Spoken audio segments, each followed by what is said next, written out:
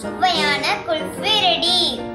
வணக்கம். இன்னைக்கு ஸ்ரீமதிஸ் கிச்சன்ல இந்த வெயில் காலம் அப்புறமா லாக்டவுனுக்கு ஏத்த மாதிரியான சூப்பரான குல்ஃபி ரெசிபி செய்ய போறோம்.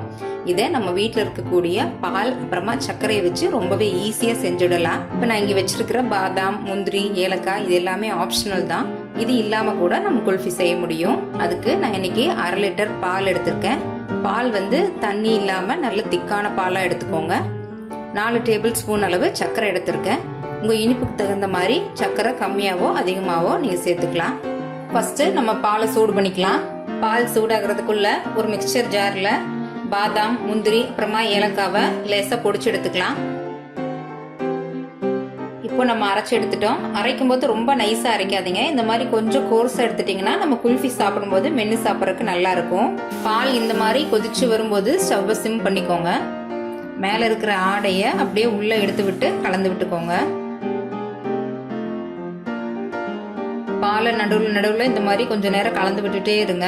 ஸ்டவ் மீடியம் ஃப்ளேம்லயே இருக்கட்டும். பால் நல்லா சுண்டி பாதியா குறைஞ்சு வர வரைக்கும் நம்ம இந்த மாதிரி அப்பப்ப கிளறிட்டே இருக்கணும். ஆடையெல்லாம் சேர்த்து நல்லா கலந்து விடுங்க. அப்பதான் குல்ஃபி கிரீமியா நல்லா டேஸ்டா இருக்கும். இப்போ ஒரு 10 நிமிஷம் ஆகிருக்கு. பால் கொஞ்சம் சுண்டி வந்திருக்கு. இப்போ தேவையான அளவு சர்க்கரை சேர்த்துக்கலாம்.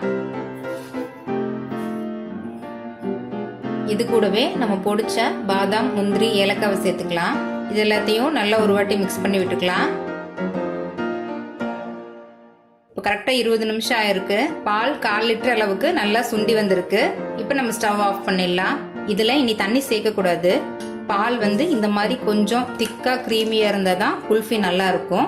இல்லைன்னா ஐஸ் மாதிரி இருக்கும்.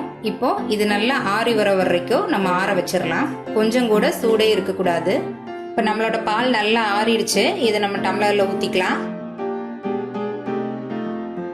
இது டம்ளர்ல ஊத்துனதுக்கு அப்புறமா இந்த மாதிரி அலுமினியம் ஃபாயில் வச்சு இதை நம்ம டைட்டா கவர் பண்ணிக்கலாம்.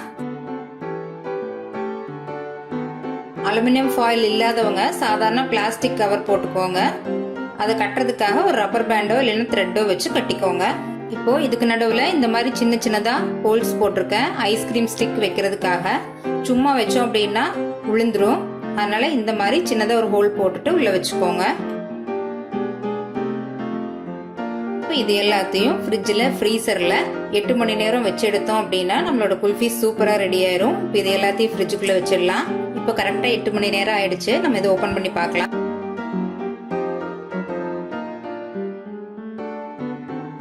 நம்மளோட குல்ஃபி ரொம்பவே சூப்பரா செட் ஆகி வந்திருக்கு.